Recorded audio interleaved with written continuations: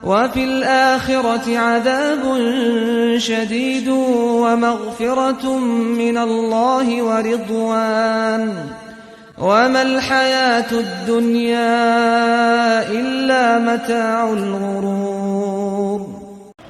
Nabi Shallallahu Alaihi Wasallam menganjurkan kepada para pemuda untuk segera menikah. Jomblo itu nggak baik. Begitu punya kemampuan untuk bertanggung jawab secara lahir dan batin, segeralah menikah. Dalam hadis Abdullah bin Mas'ud yang diriwayatkan oleh Al-Bukhari dan Muslim, Nabi sallallahu alaihi wasallam bersabda, "Ya ma'syarasy syabab, man istata'a minkumul ba'ah falyatazawwaj."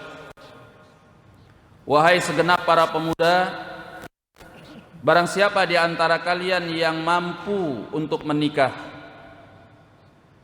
Al-ba'ah yaitu mu'natun nikah, bertanggung jawab dalam pernikahan, baik secara lahiriah maupun batin. Bertanggung jawab untuk memberi nafkah lahir dan nafkah batin. Falyatazawwaj, maka hendaklah dia segera menikah.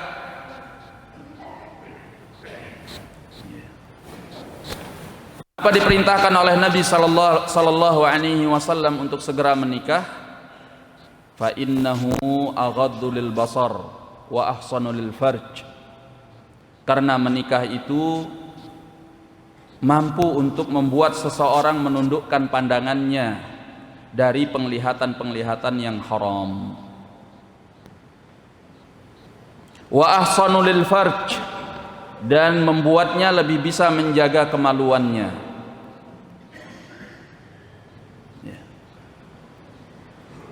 Apalagi seperti masa kita sekarang ini, ya, tontonan-tontonan, gambar-gambar, foto-foto perempuan yang berkeliaran di jalan tanpa memakai hijab, tidak menutup auratnya, itu merusak akal pikiran seorang muslim,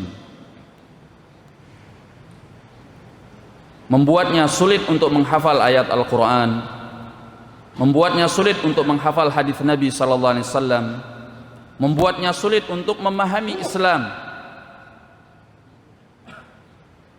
karena matanya selalu melihat kepada yang haram, hatinya bergejolak, syahwatnya bergejolak pada yang haram. Oleh karenanya, kalau dia sudah mempunyai kemampuan, segeralah menikah. Fa innahu aghaddu lil basar wa ahsanu lil farj. Karena yang demikian itu lebih menundukkan pandangannya dan menjaga kemaluannya. Wa man lam yastati', dan barang siapa yang belum mampu, kata Nabi sallallahu alaihi wasallam, fa alaihi bis-shaum, maka hendaklah dia berpuasa. Fa innahu lahu wija', karena puasa itu menjadi tameng untuknya. Sebab sumber dari syahwat adalah perut yang kenyang.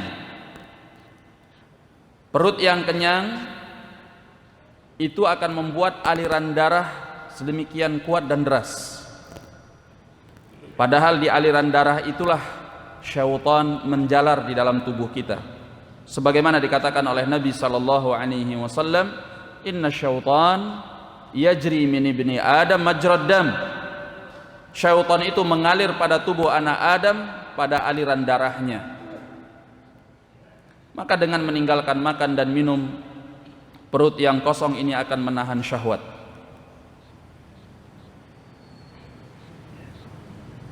Maka bagi yang, karena itu adalah sunnah Rasulullah sallallahu alaihi wasallam. Dalam hadis Anas bin Malik radhiyallahu anhu dalam Sahih Al-Bukhari, ada 3 orang yang dulu pernah datang ke rumah Nabi sallallahu alaihi wasallam. 3 orang ini bertanya kepada istri Nabi bagaimana ibadahnya Nabi ketika di rumahnya.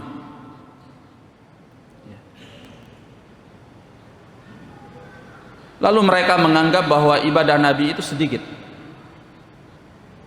Mereka ingin lebih daripada itu.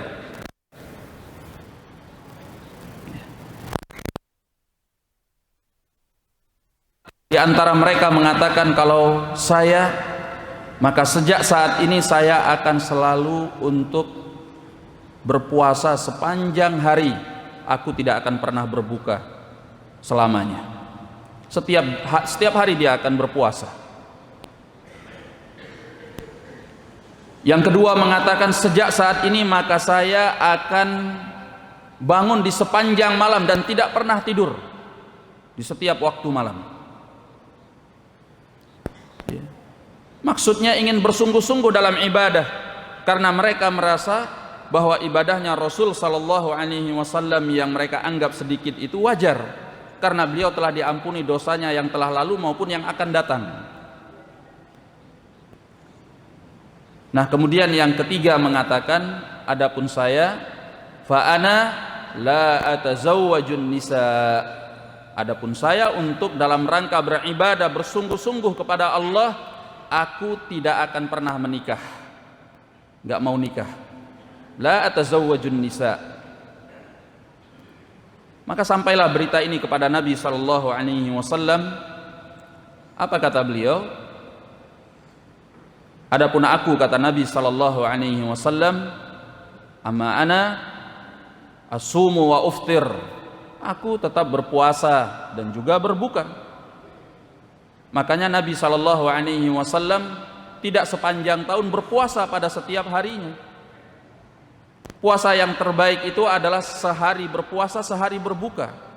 Puasanya Nabi Daud alaihi salam itu sudah yang terbaik, bukan puasa setiap hari.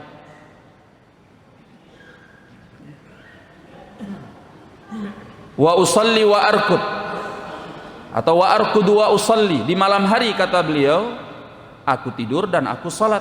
Beliau tidur di awal malam dan beliau bangun di akhir malam untuk melaksanakan salatul lail. Tidak sepanjang malam beliau bangun, bergadang malam tanpa tidur. Dan terakhir beliau menyatakan, wa ana atazawwajun nisa, dan aku menikahi para wanita. Faman raghiba an sunnati falaysa minni. Barang siapa yang tidak suka kepada sunnahku ini, maka dia bukan dari golonganku.